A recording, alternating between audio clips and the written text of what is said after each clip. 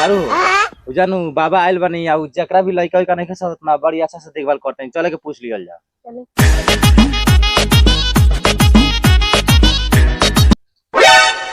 ए बाबा बोला तनी खुश रह बच्चा।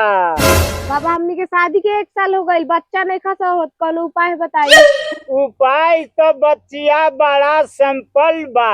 का उपाय बा बाबा बताई। उपाय तो बड़ा सुंदर बा बच्चिया। तू अपना मालिक के पाड़ा के दूध 1 गिलास 2 दिन पिया दी हो। हाँ हाँ ठीक कहा ठीक है तनी बाबा, ठीक है चलो मेहरारू। ए पाड़ा के दूध, ए बाबा पाड़ा के दूध होला? पाड़ा के दूध होला ना? पाड़ा के दूध कहाँ होला जी? होला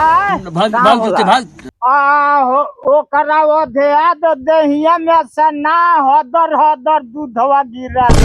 बाबा दूध गिरला कि मुतेला? चलो चलो मेहरारू।